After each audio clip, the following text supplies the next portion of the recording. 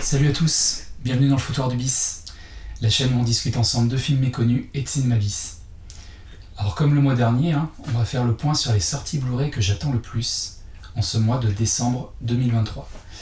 Alors faites votre liste au Père Noël, car tous ces longs métrages pourront se retrouver à temps sous le sapin. Et on va commencer tout de suite avec Les Chroniques martiennes de Michael Andersen, sorti en 1980. Alors, si vous avez fait vos devoirs et suivi mes dernières critiques, ce metteur en scène doit vous dire quelque chose. Dominique, Les yeux de l'épouvante de 1979. C'est à lui qu'on doit ce film d'angoisse à l'ambiance gothique. Mais ici, on va vraiment s'en éloigner au profit de la science-fiction et de la série. Parce que oui, on a affaire non pas à un film à la base, mais à une mini-série SF de 5 heures. Alors, de quoi ça parle ? 1999, après 2 tentatives d'expédition infructueuse vers la planète Mars, les premiers colons terriens débarquent enfin sur la planète rouge. De plus en plus nombreux, ils finissent par détruire l'ancienne civilisation martienne. Rimini Édition nous offre une très belle édition avec 3 Blu-ray et un livret de 20 pages consacré à Ray Bradbury. On a même droit à 2 bonus très intéressants, Retour sur les Chroniques martiennes d'Alexandre Jousse, ainsi que la version cinéma de 110 minutes, sortie le 6 décembre au tarif de 29,99 €. Et on continue avec un classique du cinéma d'horreur des années 70, L'abominable Dr Phoebus. Un film qui a sans doute inspiré de nombreuses productions du 7e art, Phantom of the Paradise, Saw, Seven, ou du moins on pourrait y voir un précurseur, car ce long métrage britannique a vu le jour en 1971.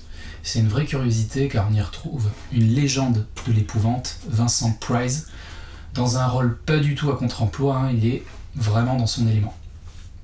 Du côté du synopsis, le docteur Phoebus ne peut pardonner la mort de sa femme, survenue au cours d'une opération chirurgicale. Reproduisant les plaies d'Égypte relatées dans la Bible, il commence à supprimer les chirurgiens qu'il juge responsables. Piqûres d'insectes, morsures de chauves-souris opèrent leur œuvre macabre. Une édition collector était déjà sur le marché depuis quelques années, mais en rupture chez ESC Distribution.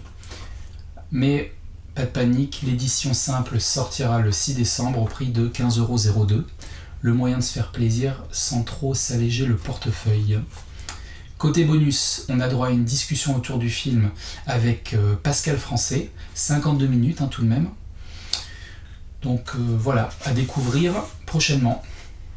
Et on retourne dans les années 80, en 1984 pour être plus précis, avec une réalisation assez peu connue de Lamberto Bava et remise au goût du jour par Le Chat qui fume, Blast Fighter.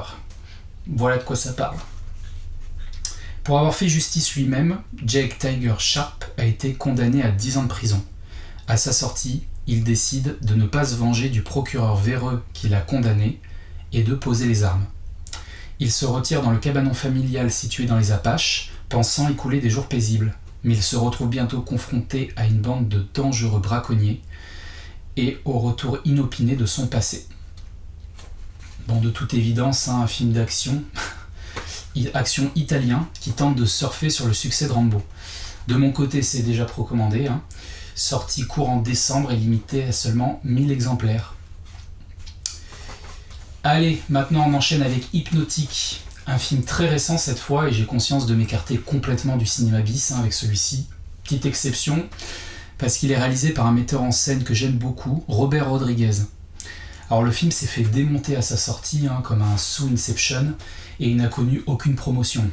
Alors passé sous les radars, il a évidemment fait un four, le pire démarrage en salle de sa carrière.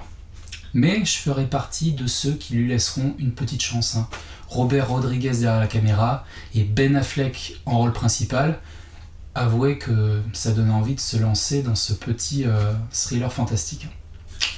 Donc on y va pour le speech. Déterminé à retrouver sa fille, le détective Danny Rourke enquête sur une série de braquages qui pourraient être liés à sa disparition.